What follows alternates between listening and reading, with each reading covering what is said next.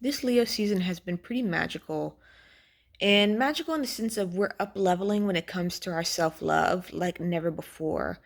And especially with this full moon in Aquarius coming up at 28 degrees of Aquarius, we're looking at really getting into manifesting a whole new vibration when it comes to how we vibrate with ourselves and our sense of belonging with ourselves. And that full moon at 28 degrees of Aquarius, at 28 is a Taurus rule degree. It's the highest octave of Taurus, which is abundance and what we're manifesting. And with Aquarius there, it really is that vibration of abundance and attracting it to us and really starting with the energies within ourselves in order to vibrate it outward to attract what we want into our lives. And it comes at a pretty magical time too. The divine is always very intentional. It's always lined up in the most magical ways. So as this full moon is happening at the dead end of Leo season, when we go into Virgo season, we're going to start really seeing what we're becoming and what seeds we've been planting throughout the year thus far. We're seeing how those are landing in the sense of what we are becoming or what we feel we are becoming. And it comes right after this full moon, dealing with our belonging, dealing with our attraction and what we attract and what we manifest into our lives. Because what we manifest is what we become, right? If we're manifesting a house, once we have the house, we are the homeowner. The homeowner is Virgo. Manifesting the house is Taurus. So as we move into Virgo season and start seeing these things land and like, oh, I see now what I've been building toward, we can start to see like on one hand magic, like what we've been working on is really landing in a beautiful way, and on the other hand we can be really underwhelmed and sort of seeing like, okay, is this it? I feel like I haven't gone as far as I thought I would, or I feel like nothing has changed. And something to remember with the divine is nothing is by accident. There is no right or wrongs, and there is no good or bad. There's simply challenges and boons, lessons and blessings. So when it comes to what we become and us seeing what's landing for ourselves, if it's something we love and it's something we're like, yeah, hell yes, this is what I've been waiting for. This is something that I really am proud of myself for, that's a good sign to keep going. But if it's on the other end of the scale and it's like, this is really underwhelming, or this isn't what I expected, or this isn't what I want, that's simply the boon of the truth landing, and the truth here to set you free and here to redirect you. And it's like, okay, so the seeds we've been planting, this is what we're reaping. We're not in love with it. How can we make a change? How can we move our energy into something that really serves us? And really, that comes down to how we spend our time, what we elevate day to day, and how we spend our moment to moment, how we are in the present moment. Because each moment there's a decision.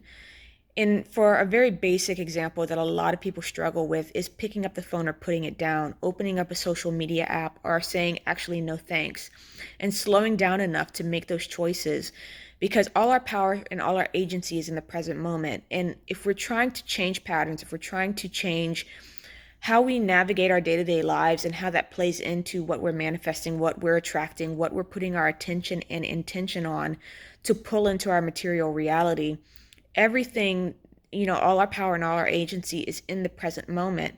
And it could be that we're finding that we've stalled out in some ways, and it's like, okay, so what's stalling me?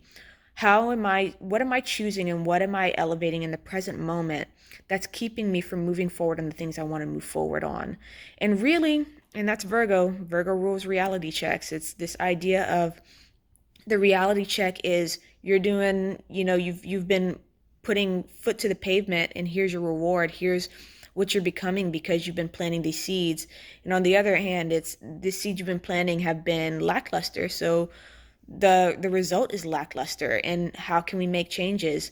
And to really be constructively critical as we move through these energies and as we cross over into Virgo season, whatever happens, whatever lands for us, whatever is presenting in our material reality, really pay attention to how that makes you feel, and moving from there. If it makes you feel good, keep going with it. If you don't feel lit up, if it doesn't feel great, really sit down and be organized. Again, Virgo's organized, and be analytical. Virgo's analytical about what you can change, and start small. And it's really basic things. Like I've noticed in the past few days, like it's easy for me to get spun out energetically just by picking up my phone. And it's like, okay, if I'm feeling like I'm picking up my phone too much and that's spitting my energy out, then the solution is simple. Make those decisions in the present moment and really give myself time and space to make that decision of when I pick up my phone, it's like, is this something you want to do, Lydia? Or do you want to put your phone down and go meditate? Do you want to put your phone down and go for a walk? Do you want to put your phone down and do something else that you know is going to serve you more than just wasting time doing something that really doesn't give you that much pleasure, really doesn't give you that much fulfillment, and really start dialing in. And Leo season again is showing us this. It's showing us how we can love ourselves better. And how we can love ourselves better is ultimately going to play a major role in what we become and what we manifest and what we pull into our reality. Because what we elevate and what we put our attention on is what we attract. And this full moon in Aquarius is definitely going to highlight that for us as we head into these new energies. So I encourage you not to be critical, not to be judgmental, especially if you feel like I wish I was further along. I wish things were more different. I don't feel like things are as different as I thought they would be. And not get caught up in expectations and disappointment, but rather really look at what's being presented in our material reality and being like, okay, not crazy about it. How can I make changes? How can I make small, tangible, practical, Virgo's practical shifts in order to shift my life and shift my reality into something that is more fulfilling, that brings me more joy, that lights my heart up in beautiful ways, which is ultimately what Leo is here to show us. It's that beautiful, vibrant energy of self-love is foundational. Without love, if we're not putting our energy into things that we love, then we're not really attracting things that we love either. So definitely pay attention in the weeks ahead and, don't be too critical and be loving and really lean into that unconditionality of love and being forgiving when we feel like, okay, I've been planting seeds that I don't feel like is it for my highest good. And instead of lamenting it, be ready to make changes and be ready to start building. That earth energy is beautiful for building and really take advantage of that time. So I'm sending love and wishing you well. Bye.